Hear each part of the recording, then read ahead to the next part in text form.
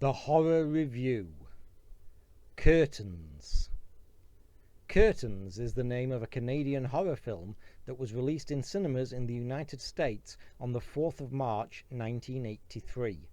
The film was partly directed by Richard Ciupka, written by Robert Guza Jr., and produced and partly directed by Peter R. Simpson, who conceived the initial idea as a slasher film featuring adult characters in contrast to the usual teenage characters found in such films at the time. Plot. An actress commits herself to an asylum to prepare for a role, only to have the scumbag director leave her there and then start casting again.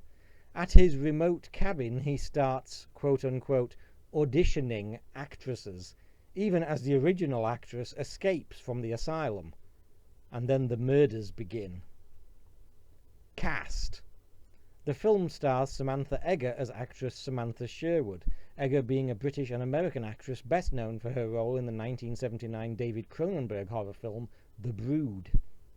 Also starring in Curtains is the great John Vernon, a Canadian actor famous for his roles as the mayor in the original Dirty Harry, the dean in the 1979 comedy National Lampoon's Animal House, the corrupt warden in the notorious exploitation flick Chained Heat, and as the obnoxious police chief with a seething hatred of college students in the cult classic 1988 comedy horror Killer Clowns from Outer Space.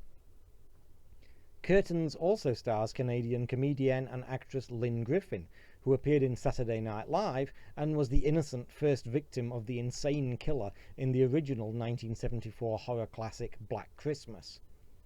Also appearing in Curtains is Linda Thorson, best known as Agent Tara King in the sixth and final season of the original The Avengers, the cult British 60s spy fantasy series opposite Patrick Macnee.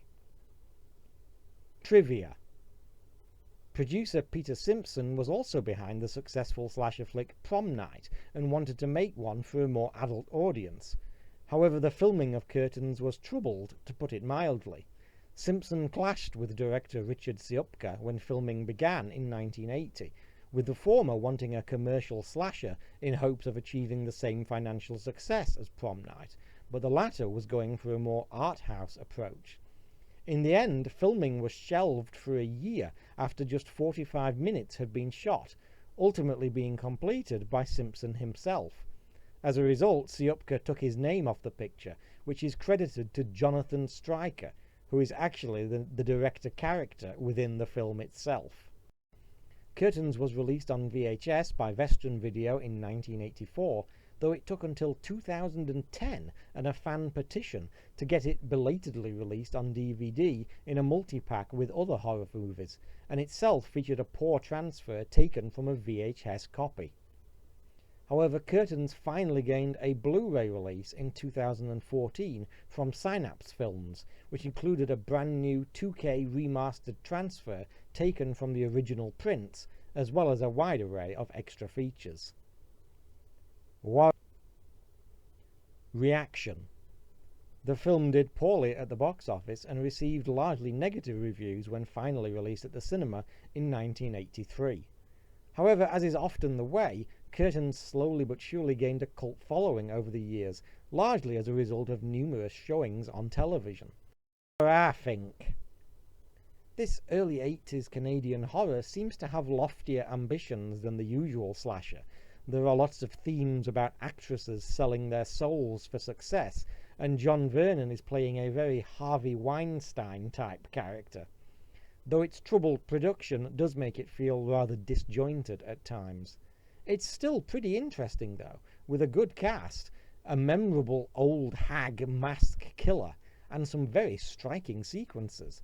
The murder on ice is a beautifully frightening scene.